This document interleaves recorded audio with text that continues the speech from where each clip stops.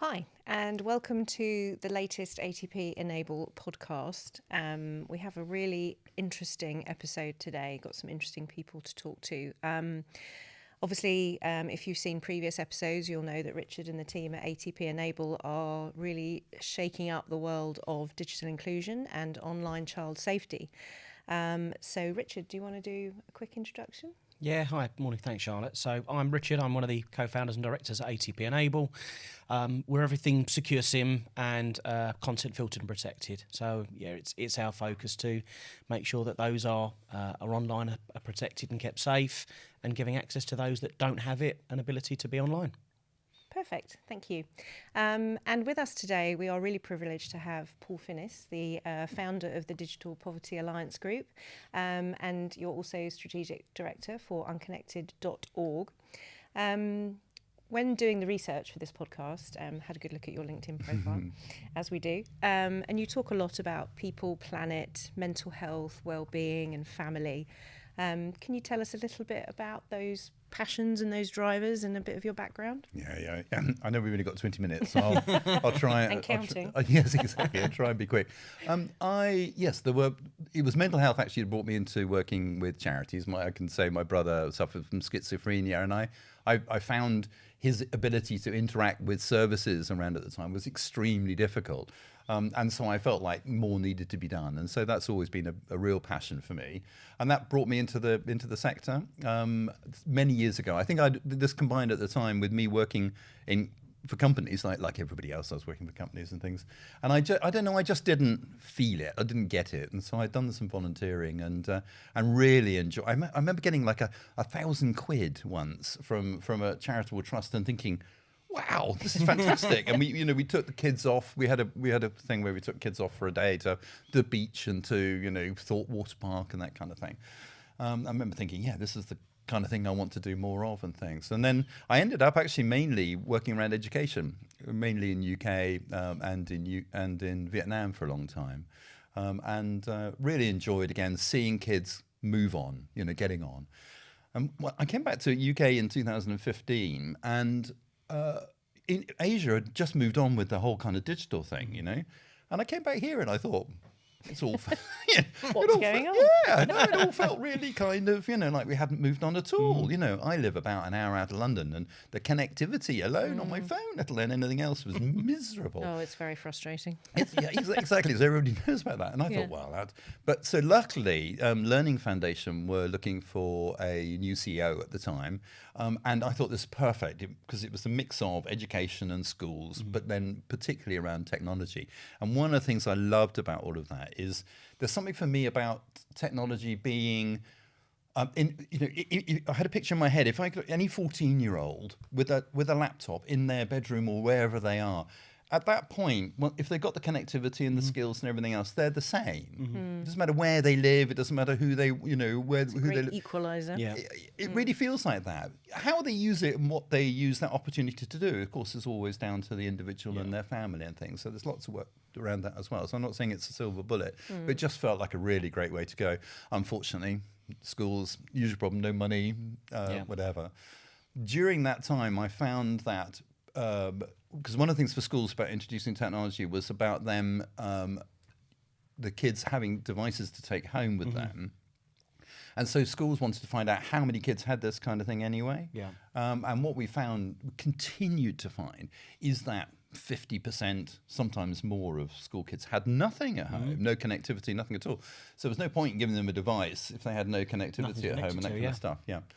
And so schools began to get an understanding about that, and it opened a wider subject about digital inclusion for me. So we set up something called originally Digital Access for All in 2017, and then the pandemic hit, and that kind of suddenly everybody realised just how important it was, and we went from being a very small organisation to suddenly being a focus, because kids and education and online suddenly became really important. And I think the pandemic specifically as well kind of brought that to the forefront of it being a major issue, because not only did we see it from the children's perspective in terms of, I think 84% of homework is now completed online, but it was sometimes as well the in-access for the teachers as well, because they had a phone but they didn't have the required laptop with Teams or all these sorts of other services on there.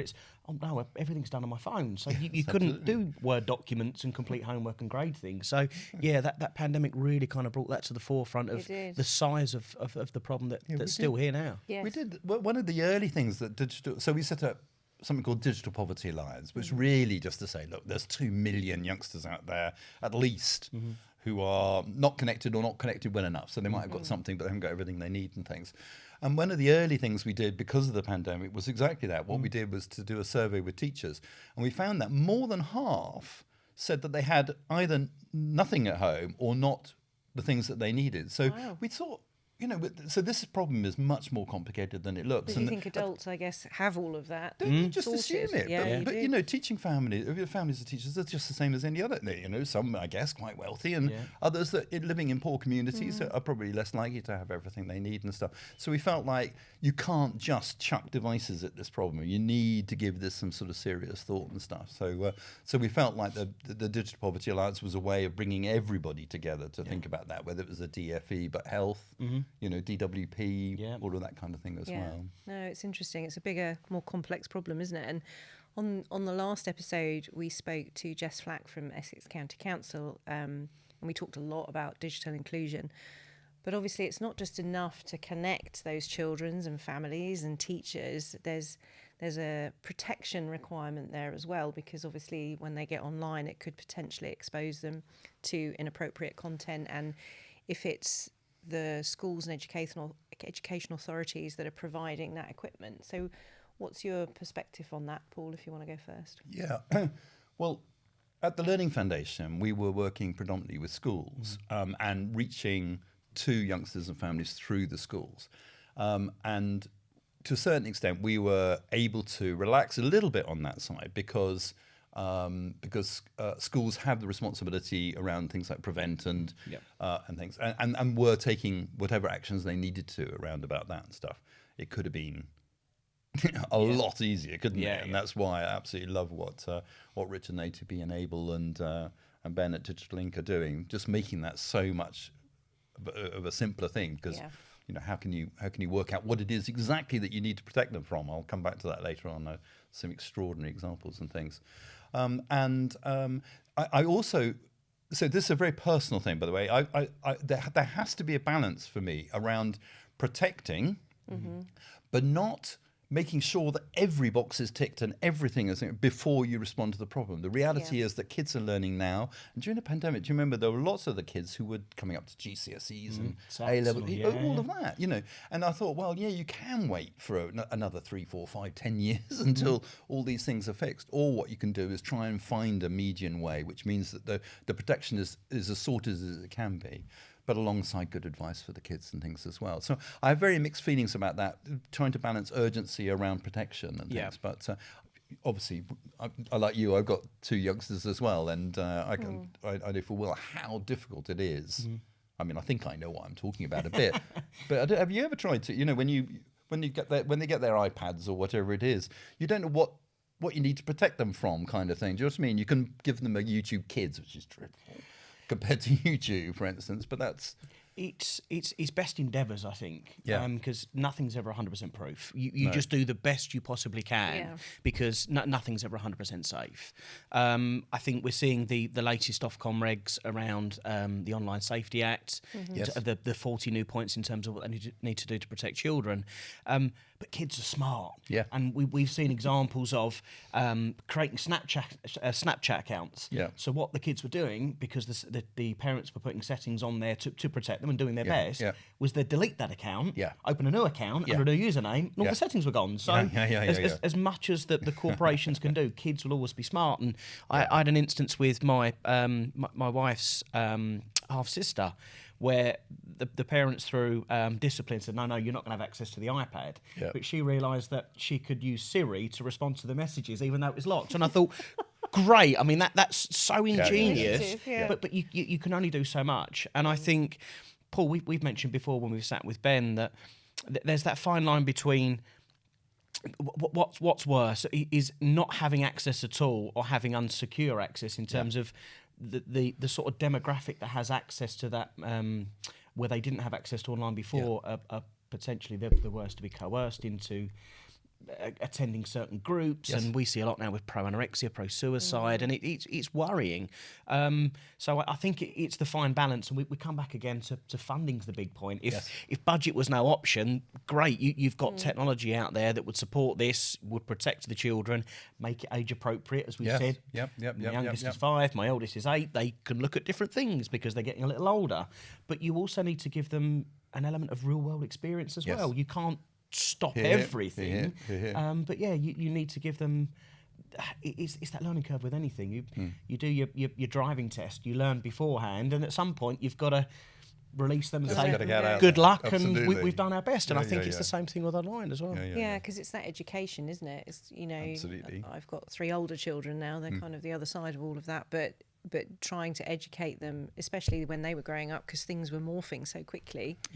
And as a parent, if you're not in that mode, you don't always know what to tell them to look out for, or what to look out for. Yeah, of course. So both of you sort of referred to legislation at that point. What are you hearing from the lawmakers, Paul, in your sort of day to day? Where are you seeing that direction going?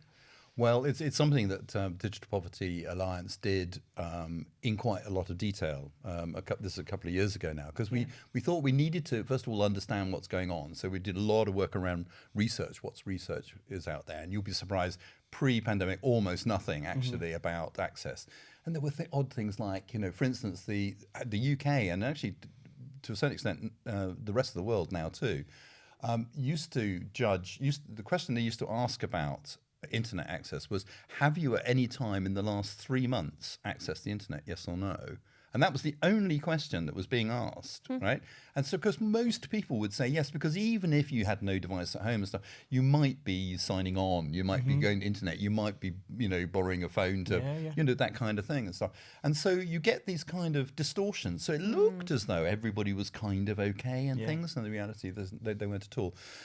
And the work that we did around the policy side is almost nothing.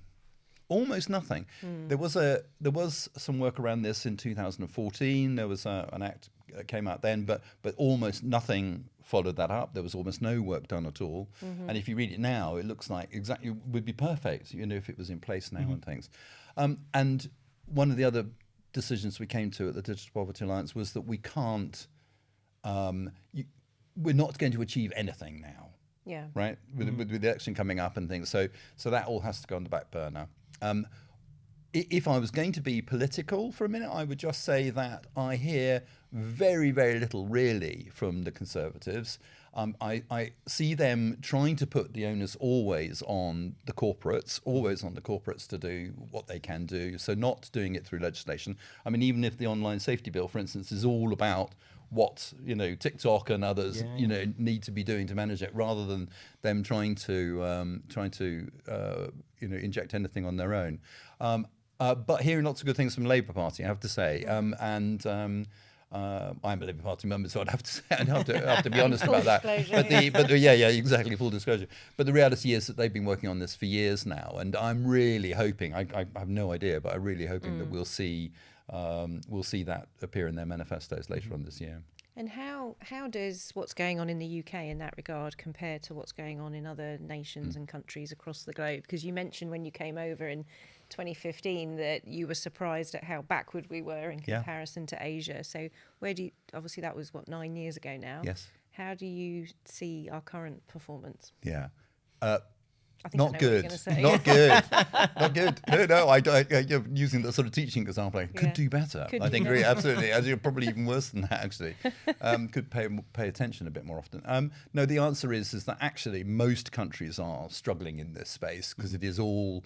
I think the pandemic sort of really lit it for everybody. Yeah. I joined a European group called Digital Cooperation Organisation, and I was surprised. So I talked to there about what we were doing in the UK and the kind of things we were important, which hardly surprising. And I think you find this too in your area of business, is it's got to come from the top. Yeah. You've got to have leadership absolutely involved in it. And actually what I found is that almost nothing was going on in all of these leading countries. I think it's changed a lot just in the last 2 or 3 years and things, and people are catching up. But UK always likes to say, doesn't it, we are a leading nation in. And I think that was probably true. But one telling comment from from one politician I spoke to, but again, this was probably 2 or 3 years ago, was we dropped the ball in 2014 and we haven't picked it up again since. And the shame about that is if they had picked it up and they had run with it, we would have, exactly. We would have been in a completely different position. Yeah. And do you think some of this legislation that they're looking at the moment around AI is going to influence some of this and might drive it? Because obviously AI has a big influence on content. I don't want to go down that rabbit hole, but do you think, because legislation is always behind technology, isn't it? Yes. It's always catching up. So do you think that could be a way to maybe get more attention from the politicians? Yeah. What do you think, Rich? I think it definitely will, because you hear the horror stories. You only ever hear the extreme sides, the truly fantastic of what it can achieve, and the very worst. You don't really kind of hear the middle ground on the day-to-day side. And I think, as you said, Charlotte, that technology is always ahead of any sort of policy-driven in a way of enforcing these with the corps and enterprises. And it's just built so quickly and at a rapid scale. Yeah. I mean, ChatGPT and these other, you wouldn't have heard of them years ago, and now it's every day. We base some of our structured policies on it because it's easy to start with the structure than it is with nothing. Yeah. So it is incorporated into the solution that Ben and the guys use at Digital Link. So I just hope it's a more topical conversation, and it is started to be lobbied, because, as you said, if we'd have done something from 2014 to now, we'd have been so far ahead of where we are currently. Yeah. And the problem's not going away. We're more connected. There's more Well, access. it's just growing, isn't it? Yeah. Certainly. I think that, so my feeling about that is that there will be lots of really goodwill and lots of really important discussions. And, the UK likes to be seen, doesn't it, as a kind of leader in this field and stuff. And then we call everybody together. Do you remember for the AI summit and stuff? And that, but it all feels like kind of just nice wrapping paper. The reality, deeply honest, I think the reality is you cannot control these things because these don't know borders. For instance, the internet is global, isn't it? So you can try and control as much as you can within your own borders and stuff. You can go down the route of Russia and cut things off, kind of thing, or China and things, and so as a result, you're never going to be control everything that you want to do, which is one of the reasons that I absolutely love the idea of the protected SIM, because not only it means that once it goes into that device, it's already managed depending on what the circumstances that people have wanted and asked for and that kind of stuff. But then it's adaptable too, isn't it? So you can change things as going on. The thing I was mentioning earlier on that I came across, which I just find extraordinary, is around the online safety bill, is that there's something called epilepsy trolling, right? And I never have known this existed. Apparently, what happened was an 8-year-old was fundraising for Epilepsy UK, and what happened online was that people started sending bits of film and JPEGs and other bits and pieces which were specifically designed to trigger epilepsy. Really? Yeah. So, and it's extraordinary. So as a result, that's covered under the online safety bill. But the reason for mentioning it is you think you might have covered everything. Yeah. You've covered pornography. You've covered extremism, extortions and all the other. Exactly. And then something else happens. Yeah. And that's because they're all whatever. There's always going to be people out there looking to. It's always a moving target. Yes. And I think the speed of technology means you're never going to be 100% safe. No. But I think it needs to be discussed for something to happen and something to change. Yeah. Yes, here, I agree completely. Yeah, and that's what's really important about this kind of SIM level technology, isn't it? Is it's bringing all of this to the forefront. Yes. And keeping it top of mind. I mean, that's why we're doing the podcast, so that we get people's attention. Because I agree with you. I think so many people don't even realise that a lot of this is going on. Yeah. And, when you talk about digital inclusion, often you're talking about vulnerable children as well. Yes. And they are obviously very susceptible to a lot of these things. So, maybe Richard, you could talk a little bit about what protection is available, and what that can help prevent in these scenarios that we've been talking about. Yeah, so I think the digital inclusion or digital exclusion piece covers a multitude of different areas. The connectivity in the device is one, and we also caught up with Jess about digital skills. The fact that if you've not had a device before, you lack the skills to use the thing that you might have been provided with anyway. But what we're trying to achieve with the Digital Link product is a way of giving that real world experience, but protecting the vulnerable. So at its very core, nothing illicit. So that there's no material past of any illicit nature, because there's no validation to be able to do that. Yeah. If you are of an age and you want to see 18 plus content, as long as it's not illegal, it's you're in the comfort of your own home or wherever. But from a minor perspective, it's having that access that's safe and age appropriate, because again, we covered what one sees at 5 is very different to what one will see at 15, and the technology is also capable to understand the difference between an educational piece of material or a white extremist group, for example. If there's a 14 or 15-year-old doing a history degree, then they need access to Nazi history and to understand what happened in the past. But what it won't give them is access to a white supremacist group that will give them and feed them constantly that information that will kind of trigger their minds. So. Yeah, that's interesting. And so can it work so if it's at the sim level, you can if you've got different devices for different age children, as you say, you can control that, can you, across those different age groups? Yeah, so it's age appropriate to the individual. We do it a lot with schools with key stage, so key stage 1, key stage 2, key stage 3. I mean, it can be as granular as picking up slang. So if there's chat groups happening and it becomes of a violent or a pro-anorexia conversation, we can kill the connection so that the child isn't subjected to that. Yeah. We can stop the unwanted images, because normally they're tagged, because there's certain tagging on the images when they're sent through different messaging groups. We advise as well on things like WhatsApp is a topic of conversation quite regularly. When it's encrypted, I think I read in the Scots News yesterday about a girl who had been involved in a chat group and unfortunately had committed suicide. If it's run through WhatsApp web, if it's run through a browser, unencrypted. So you can apply the policies to protect, and so they can still chat to friends, because again, we want that real world experience, but you've got the ability to filter across it because it's on an open browser. And how? Because I know as well, obviously, if children aren't online at home, often the parents aren't either. So inherently, you would imagine that they don't have the digital skills either. Absolutely right. So does this sort of approach help them? Of course, and I mean, I like to feel like I'm sort of digital savvy a bit, but the reality is with my youngsters, particularly as they grow, as you say, and they want different things and that kind of thing, is that I find it very difficult to understand the kind of nuances around all of these kind of things and what am I protecting and things.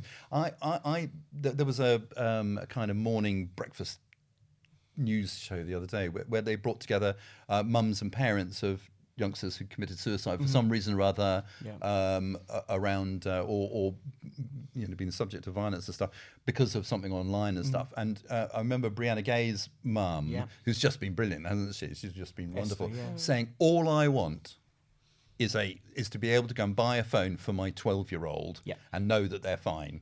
And that seems to me quite exactly. As a mum, I don't have to go around pushing any buttons and all that kind of stuff. I just know that when I get that phone, because wherever I bought it, it says this is suitable for a 12-year-old. The SIM is suitable. The phone can do whatever you want it to do, but the SIM means you can't. I just think that feels super easy and simple and stuff. And why is it not the case for everybody? Yeah. So, having heard about her wish list, what's your wish list? If you maybe top 3 things, or as many or as one? But my top 3, I've got top 3 billion things actually. And we do only have a few minutes. Well, that'll be great. The reason I'm now working with Unconnected, which is mainly a volunteer-driven organisation, I have to say, which I really like, set up by the telecoms sector, or set up by people who have that as a background, for instance. Fairly sort of senior level and things, is that I was sitting in the UK thinking, luckily there are people like Jess now who are already doing fantastic work on the ground, and that whole kind of area's changed. So I'm feeling like, yes, it could be faster, it could be better, it could be quicker and all that kind of stuff, but at least it's on its way. But the reality is that one of my trustees said at one point, the world is only as strong as its weakest link. We found that in during the pandemic, didn't we? Where we wanted things, but because India was shut down or China was shut down, suddenly we couldn't get Options them. were limited. Yeah. So Toilet the point about that is that half the world's population are unconnected, completely unconnected. And so Unconnected have this ambition to connect 1 billion people, but in fact, obviously, ultimately 3 billion people. They won't do it on their own. They know that. We know that. But they're doing it every day. So the answer to your question is, I would love it if the whole world was able to get online, because I see so many benefits to individuals about giving them control over their lives, about enabling them to enabling to get on with that's education wherever they live. So we're putting in things like low Earth orbit satellites on schools in Malawi, which is an incredibly poor country, but in many, many other countries around the world. And because the schools sit in a community, they can then sell on access to that to their local communities, obviously at very, very affordable rates, because this is all run by local ISPs and things, in order to maintain the contact for the school in the future. So it's not something that's just there for a couple of years and then runs out. And I think the benefits for the globe now are that. And one of the things I'm really enjoying is the kind of the real people thing, the hands-on thing, which is one of the reasons I went to Vietnam too, was to see in real life what the difference means to sending a child to school, for instance, and what it can mean to their lives and things. So thank you for that. So 3 billion answers. I love that. Thank you so much, pleasure. both of you. That was a really interesting discussion. I really, whenever we do these, we always learn a little bit more, and I love that. And I think it's such a good cause, and I'm glad that we're all raising awareness of it, really. Thank you. Yeah, me too. It's great. Thanks for coming. Thank you. Thank you. Thanks. Pleasure.